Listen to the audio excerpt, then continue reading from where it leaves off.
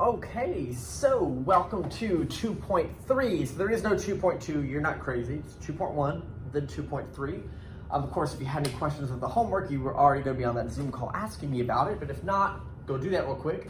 But yeah, so I want to give you another warm-up that's similar to what we did yesterday, where we saw a setup that required factoring to solve. We saw a setup that required systems to solve.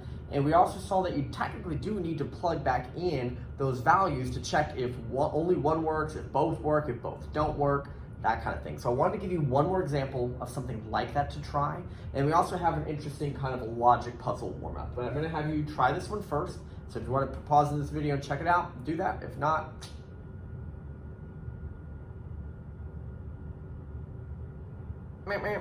so this one, it tells you that angle 4 and angle 5 are vertical angles. So remember that vertical angles are going to be across from each other, and that when they are across from each other, they're congruent. So this pair is congruent, that pair is congruent. Even without drawing this picture, I just need to know that vertical angles are congruent, which means they give me information about angle 4 and angle 5 that I know I'm allowed to set them equal, as opposed to like, oh, they're complementary, add up to 90, or they make a linear pair, they add up to 180, like all those different things that could be true. So in this case, I do know that x squared plus 5 is equal to 8x minus 2. The moment you see both a normal x squared and just a regular x, that means factor, right? So if it's just x's, solve. If it's just x squared, move it around and square root it. But the second you see both, your brain goes, factoring, set it equal to 0. So to set this equal to 0, I'm going to need to subtract the 8x this way. I'm also going to need to add the 2 this way and write down what I get. And of course, if I know I'm going to factor, I want it in order x squared x number. So we're going to keep the x squared first. The negative 8x is the only thing with x on it, so that's what goes there. And then 5 plus 2 is 7 equal to 0. Now that I've got it looking like that, that is what gives me that factoring pattern we were practicing before. So here, the only thing that really makes 7 is 1 times 7. So good thing that kind of adds up to 8. I noticed I need to add it to negative 8, so those did both end up being negatives. So the two factors are x minus 1 and x minus 7, but the solutions that make these equal to 0 are opposite sign. So potentially, the answers are x equals positive 1 and x equals positive 7. And we say potentially because we have to go back and check, do either of those situations cause an angle or segment distance that are 0 or negative, remember those are no-nos, or just something that is unreasonable, like, I don't know, maybe if one of these angles plugged in, I got 362, like all the way around is 360, there's no way that 362 is going to make sense for that. So let's see what happens. When I plug in 1, I get 1 squared is 1, plus 5 is 6, so maybe the angle is 6. If I plugged it over here, 8 times 1 is 8, minus 2 is 6. So far, a super tiny acute angle, but they're both 6. Seems like it matches. Great, cool. Nothing wrong with that. Let's try the answer for 7. 7 squared is 49. 50, 51, 52, 53, 54. Over here, 8 times 7 is 56.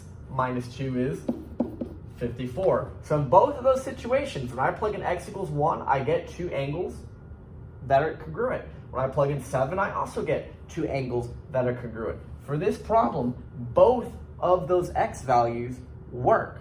So depends what they want to know. They say find the measure of angle 4. So they want to actually know the value. They don't want to know x is 1, x equals 7. They want to know the value of that. And because both of these work, you would say, let's say the measure of angle 4 equals 6 or 54. Or write it twice. Measure of angle 4 equals 6, measure of angle 4 equals 54, because both of them work. Now, if only one of them works, then you only write down the one answer, right? So yesterday's example, one worked and one didn't. I wanted to pull an example where they both did just to show you that that's not always going to happen, but it is something you have to always check for. Cool. So the next thing, and this is more of a logic puzzle, and I'm not sure how well this will show up on your screen. So if you have trouble reading this, you know, I'm not sure. Maybe you open this up on a bigger screen or just skip those. But basically, I'm going to read it to you, and if you want to try to think about it, you can pause the video. It says, you are visiting a strange land in which every person is either a knight or they are a knave. We know that knights will 100% of the time tell the truth, and that a knave will 100% of the time tell a lie. So no other options. I'm a knight and I always tell the truth, or I'm a knave and I will always lie completely. While sightseeing, you come to a place in the road where you must turn either right or left. Because you're not sure which way to go, you ask two people from this strange land for directions. You walk up to them and say, hey, tell me about yourselves. One of them says, at least one of us is a knight. And then you ask, well, okay, well, which way should I go to get to the castle? And the one says, go left. The other says, go right. What?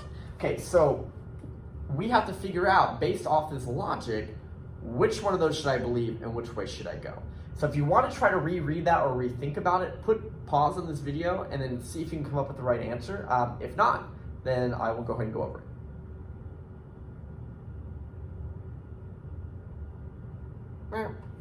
So the trick to this problem is this.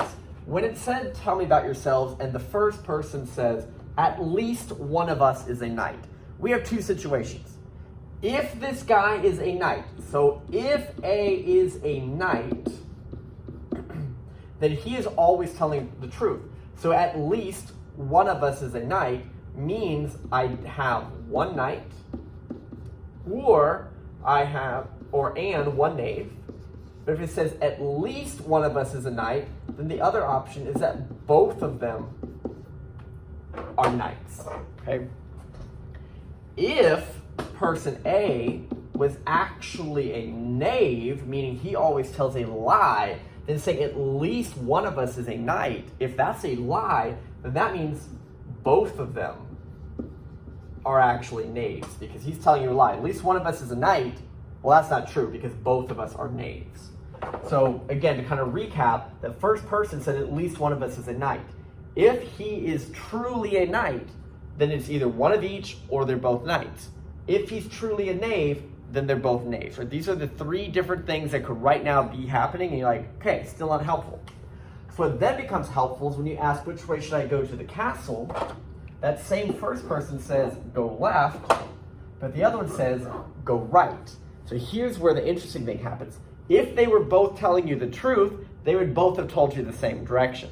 If they were both lying, they would have both told you the same direction, but it would have been the wrong one, right? But they would have both answered the same way. So when I notice that they're answering different, I know that it is not possible that they're both the same type of person. So that means the only thing that's possible is that it was one of each. And in that situation, the person A was the knight for that to have occurred. So person A is the truth teller, and therefore you would always want to go left. But again, it's okay if you didn't really understand that. It's just a fun little logic puzzle. It's nothing to do with math, just to kind of get you in that mode of different ways to think about problems, right? Tricky class, something fun to think about. All right, so let's move on to the actual lesson. We are in section 2.3. Again, we're skipping 2.2, where we're going to be looking at conditional statements and all the different fun ways to write them and the names for all the different fun ways to write them. So today is also a sort of vocab intensive day. So yesterday we talked about a conjecture, we talked about inductive and deductive reasoning, and we talked about a counter example. So those are some major vocabulary words that happen. Today, we're going to need to know a whole lot of them. One is what's called a conditional statement. A conditional statement is going to be the original way that we write a statement, and it will be written in if-then form. An example would be like, if it is raining outside, then I will get an umbrella. Okay, that might not be true. It might not be false. Like it could be whatever, but that's a statement. A statement is if this is happening, then this will happen. It could be true. It could be false, but that is the statement as written. So the conditional statement is that original if-then form. In the law of logic, we will sort of do these little notations, like we'll say P arrow Q.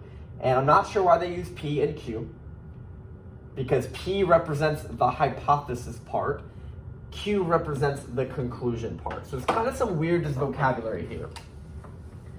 That if I go, if it's raining outside, so that's my hypothesis is that it's raining outside, then Q, then the conclusion is I will need an umbrella, right? So Oh my gosh, I actually didn't even read this. That's funny that that's the example. I probably like subconsciously remembered this from last year. Okay, so yeah, if it's raining, I'll need an umbrella. So that's the original form. So if you write down the conditional statement as a vocab word, it's the original if-then form, and we'll refer to that as P goes to Q. So just to randomly practice writing something in an if-then form, because that could be a quiz question. Hey, write this as a conditional statement. What's a conditional statement? If-then form. Okay, conditional statement. So if, if an angle is a right angle, then its measure is 90 degrees. And you can simplify that a little bit, like if you are a right angle, then you are 90 degrees. Like it just in general, I want to see it as an if and a then.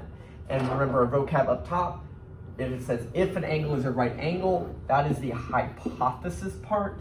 And the then its measure is 90 is the conclusion part. So in the little lettering, this is the P and this is the Q if we're like referring to that. Okay, so I'm not going to write it, but this would be like if 2x plus 7 is equal to 1, then the x will equal negative 3. Okay. If you are a tourist at the Alamo, then you are in Texas, right? So that's just how do I write a conditional statement, is I write it as an if-then, so I can analyze the different parts. Negation. Negation is stating the opposite. So negating typically is going to be like negating just one part. Like if I said the ball is red, negation would be the ball is not red. So it's like replacing the is with is not. Or if I hear the cat is not black, the negation would be to remove that word and say the cat is black. But I could negate any part. Like if I said, hey, negate this hypothesis, you're like, oh, that's the first part. Be if an angle is not a right angle. Like that would be how you would negate that part. Or if I said negate the conclusion, its measure is not 90 degrees, right?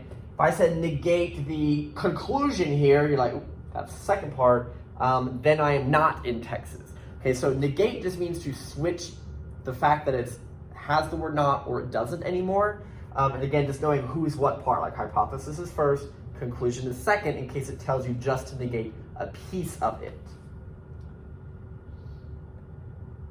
So this is where we're going to write down really all of our vocabulary words. I'm going to see if I can get them all up here at the same time. Yes, just barely. Oh, of course I moved it around, which, let me come back. You're like, oh my gosh, how much is there going to be today? Not as much as it looks, but we'll see. Okay. So the original statement, which is called that conditional, the original if-then, that P goes to Q, we're going to use the example, if a polygon is a square, just in general, if you're a square, then you are a rectangle.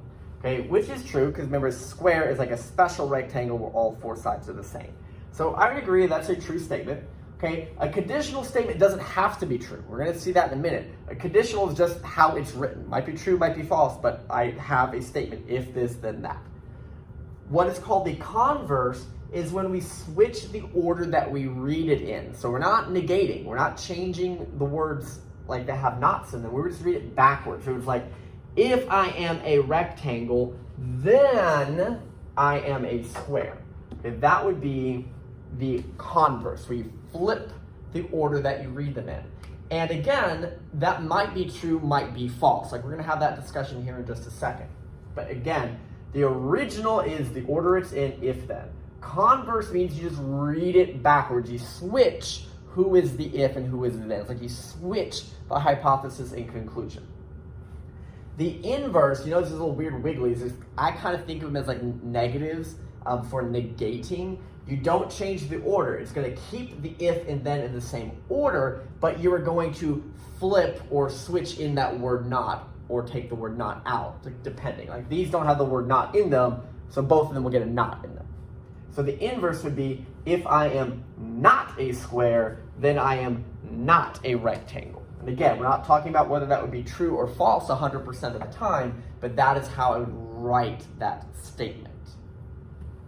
Lastly, what we call the contrapositive, it's where it's kind of like the converse and inverse together at the same time, where we have negated both of them and we've also flip-flopped the order that we read them in. So it's like I need to read it backwards and flip it. Like if I am not a rectangle, then I am not a square. Okay, and again, no comment on whether that's a true or false statement, just that's how we read these. So if you're like taking your notes, write down that conditional is P goes to Q, converse is Q goes to P, inverse is like this, not P goes to not Q, and contrapositive is the not Q goes to not P. I'm trying to just give you how I remember these. I just remember the word conditional sounds the most like the word original. Like the conditional is the original, the conditional is the original, the conditional is the original. And I know that the crazy sounding one, the contrapositive, is the weirdest one, is the longest one. That one has the most going on, meaning it has both been switched and we've changed out the words not. So I kind of remember that one's the craziest sounding one. It's the most that's happened to it. Really the thing that most students get backwards is who is converse and who is inverse. Converse means read it backwards. Inverse means leave it alone, but make them both have nots. And so I always remember the I in inverse reminds me of like the I in integer, and integers are like positive and negative numbers. So I just kind of remember that the inverse one is the one where I'm changing the word not in it. So converse is read it backwards, inverse is make the knots. Okay, so again, original, if I'm a square, then I'm a rectangle. That I'm going to just tell you is a true statement, right? If I am a square, I'm a special rectangle. Reading it backwards, if I am a rectangle, then I will be a square. Not necessarily. Like it might be, but it doesn't have to be. Like that would not be 100% of the time true. Inverse is where I make them both knots, but I keep the order the same. If I'm not a square, then I am not a rectangle. Well, that's also false, because if you really are a rectangle, then I'd say if I'm not a square, well, it's not a square, then it's not a rectangle. Well, it was. So that's, in this example, those are both false. The contrapositive, again, is where I read it like the converse and inverse merged. I read it backwards, I also use the knots. So if I am not a rectangle, then I am not a square. And that ends up being true because a square is a special form of a rectangle. So if I'm not a rectangle at all, then I can't be a special form of it. Something that we're going to mention here, I'm not sure if it comes up next, so I'm going to mention it now, is an interesting observation is that the original conditional and the contrapositive will always be the same truth. If one of these is true, the other one is true. If one of these is false, the other one is false. The converse and inverse, also interestingly enough, are going to be the same as each other. They're either both going to be true or both going to be false. However, it's possible that like everybody's false or everybody's true, but the original and contrapositive will always match each other. The converse and inverse will also always match each other. And I think there's a vocab word for that, and I know it's later in the slide, and I'll kind of point that out again. But just lots to talk about. Like I said, this unit's going to feel like an English class, like all this vocabulary you got to know. One more that kind of goes with this. So here's what we're just talking about. Like, so the original conditional, it can be true or false. The converse, that could be true or false. Like we just have to read it and decide. But we didn't notice that some of them will match each other. What's called a biconditional, so I would also write this down. A biconditional is when every reading of it is true. So they say it's the same thing as writing it's checking if the conditional is true and checking if the converse is true. And why are they only checking those? It's because what I just mentioned earlier. If the conditional is true, the contrapositive matches with it. If the converse is true, the inverse is also matching it. So if both of these are true, I know that all four are true, and they're the easiest to check. So I just read it going forward, and I just check if that's true. If I read it going backwards, and it's true, then I know they're all true. So those are the two easiest to check, but really, there are other ways to do it. But that is like the fastest way. And so what we call a biconditional statement is when everything is true, they use the notation P if and only if Q. And that's usually for something that's like a definition. Like the conditional of this would be, if I'm a right angle, then I'm 90 degrees. Okay, if I read it backwards, the converse, if I'm 90 degrees, then I'm a right angle. That's also true. So that means all the other things, like if I'm not a right angle, then I'm not 90 degrees. That would be a true statement. Or if I do the contrapositive, if I'm not 90 degrees, then I'm not a right angle. Like all different ways are true. I can know that just by checking the forwards and backwards. That's what this is saying. If the forwards and the backwards are both true, then I can write it as I'm a right angle if and only if I measure 90 degrees. Okay, and so you could pretty much just put the IFF or write the words if and only if in the middle of it. So if I ever say, hey, write the biconditional, that means put the words if and only if in the middle. And I know this is dumb, but I remember biconditional is like it goes both ways, because the original statement reading forward and the converse reading it backwards, both of them are correct. So I just remember that the word biconditional is when I have to read it the two different ways and that they're both correct.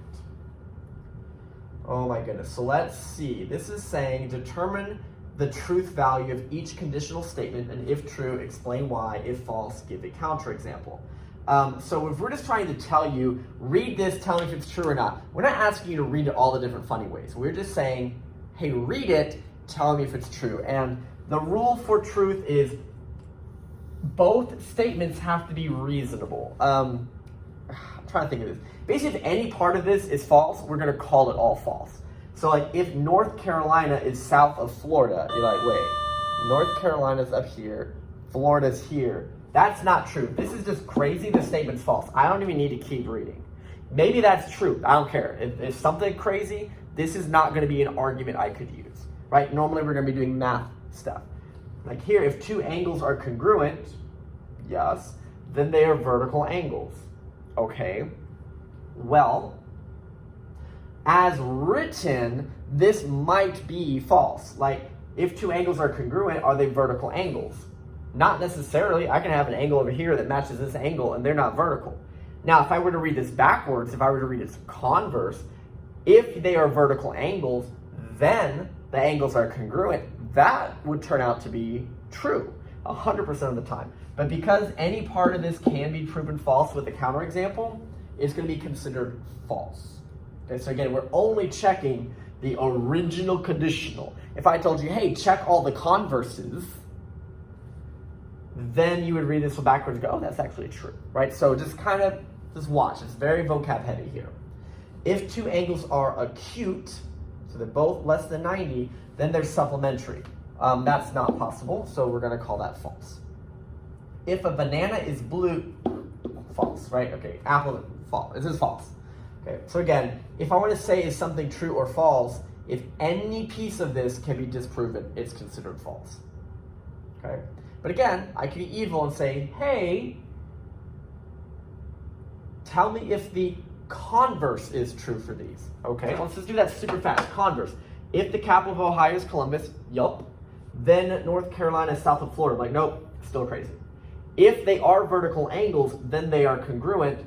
Actually, that's true for the converse. If two angles are supplementary, then they're both acute. That's still false. If an apple is a vegetable, still false, right? So it's just telling you that the way I read it could change, right? So it depends how they're wanting me to read it. So this recaps, I'm not teaching you anything new. This is just to re-say everything I basically said.